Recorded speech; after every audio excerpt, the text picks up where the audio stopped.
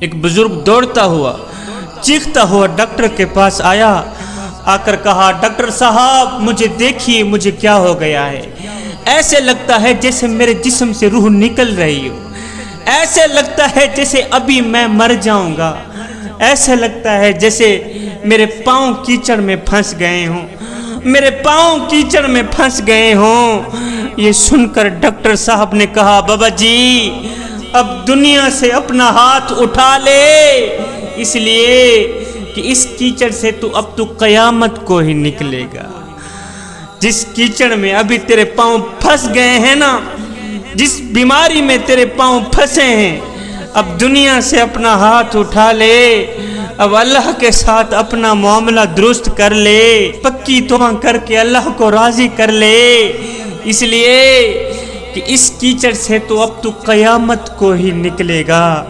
اے غفلت کی نیند سو کر 70 سال کی عمر برباد کرنے والے اور 70 سال کی عمر ضائع کرنے والے، اب تو جاگ جا، اور تو دنیا میں ہمیشہ رہنے کا انتظام تو کرتا رہا، مگر افسوس آخرت کی کبھی بھی فکر نہ کی۔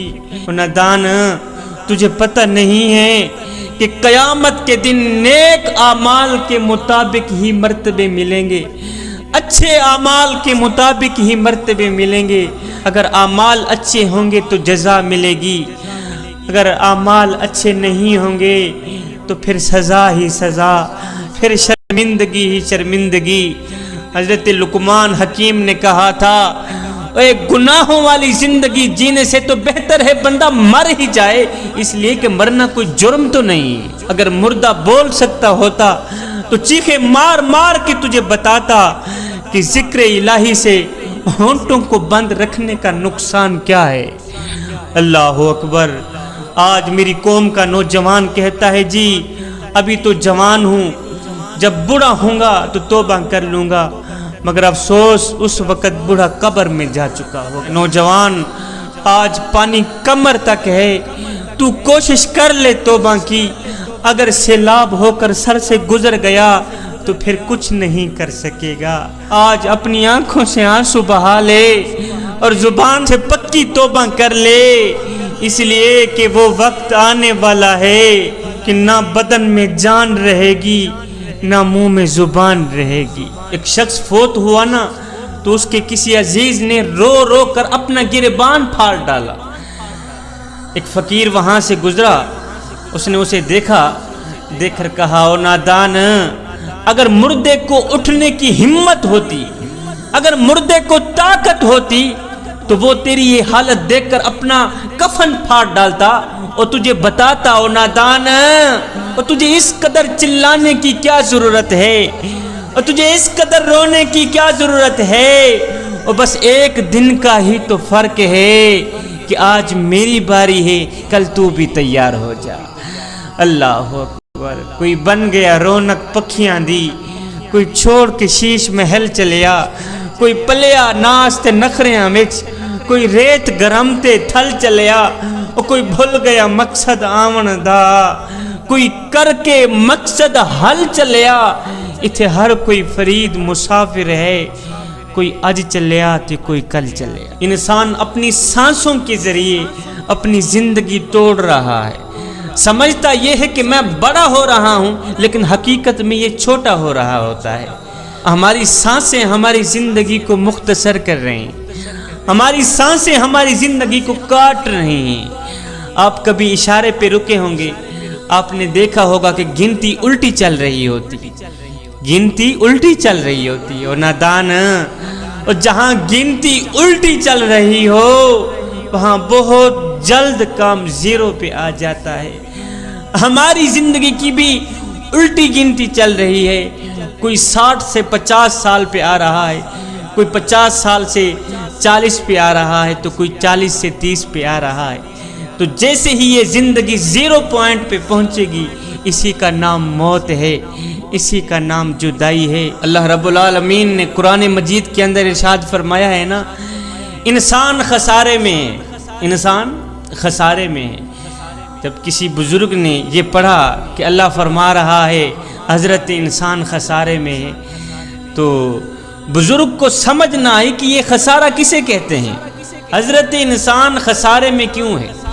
अल्लाह, ये समझने के लिए बुजुर्ग घर से निकला, कहीं जाता हूँ किसी आलिम के पास जाके पूछता हूँ कि इंसान खसारे में क्यों है। इस सोच की बुनियाद पर ये बुजुर्ग घर से बाहर निकला, बाजार से गुजरा, इसने देखा कि एक नौजवान था, फट्टे के ऊपर बर्फ रख के बेच रहा था, साथ में दर्द भरी आवाज़ में, दर्द भरे लहजे में कह रहा था, लोगों, मैं एक ऐसा शख्स हूँ जिसका माल पिघलता चला जा रहा है, मेरी बर्फ कतरा कतरा करके पिघलती चली जा रही है, खुदा के लिए मुझसे मेरी बर्फ खरीद लो, मुझसे मेरी बर्फ खरीद लो, अगर नहीं खरीदोगे तो फिर मैं नुकसान में चला जाऊंगा, मैं खसारे में चला जाऊंगा, मुझसे मेरी बर्फ खरीद लो, मुझे इस नुकसान से बचा लो, अगर नहीं खरीदोगे तो मेरी बर्फ कतरा कतरा करके पिघल जाएगी।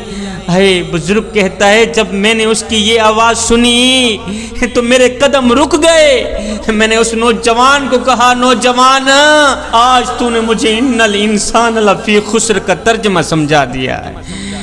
बुजुर्ग कहता है, नौजवान, जिस तरह तेरी बर्फ पिघलती चली जा रही है, इसी तरह मेरी भी जिंदगी पिघलती चली जा रही है, तेरी बर्फ कतरा कतरा करके पिघलती चली जा रही है, मेरी जिंदगी सांस सांस करके पिघलती चली जा रही है। जिस तरह तू बर्फ के बदले कोई दरहम ले लेगा, दीनार ले लेगा, पैसा ले लेगा या कोई और चीज ले लेगा, फिर तो तेरी बर्फ तेरे काम आ गई, नहीं तो जिस तरह तू नुकसान में चला जाएगा, इसी तरह मैं भी अपनी इन चलती सांसों में कुरान पढ़ लूंगा, अल्लाह को राजी कर लूंगा, तौबा कर लूंगा, तो मेरी सांसें भी मेरे काम आ जाएंगी, नहीं तो जिस तरह तेरी बर्फ कतरा कतरा करके पिघलती चली जा रही है, अगर ये सारी पिघल गई तो तुझे नुकसान का मुंह देखना पड़ जाएगा। मेरी मिसाल भी यही है, अगर मैं दुनिया में कुरान ना पढ़ सका, अगर मैं दुनिया में अल्लाह और उसके रसूल को राजी ना कर सका, ऐसे ही अपनी सांसें ज़ाय कर दी, तो क़यामत के दिन मुझे भी नुकसान का मुंह देखना पड़ जाएगा। तो जवानों, हमारी सांसें हमारी ज़िंदगी को काट रही हैं, इन चलती सांसों में अल्लाह के साथ अपना मामला दुरुस्त कर लो, अल्लाह के साथ दोस्ती लगा लो, पक्की तौबा कर लो। ये ज़िंदगी के लम्हे तेरे और मेरे लिए गनीमत हैं, इन्हीं लम्हों में कुछ कर लो। मुझे बताओ तो सही, कहाँ गए वो लोग जो अकड़ अकड़ कर चला करते थे, जिनके अंदर फख्र और गुरूर कूट कूट के भरा हुआ होता था। हाय, आज उनका खूबसूरत नाम मुर्दों में तब्दील कर दिए गए। अल्लाह अकबर। आज उनका मोटा ताज़ा बदन खाक में मिल गया, उनका लट्ठे का सूट कफन में बदल दिया गया। अल्लाह अकबर। आज वो कब्र की मिट्टी का रिज़्क बन गए।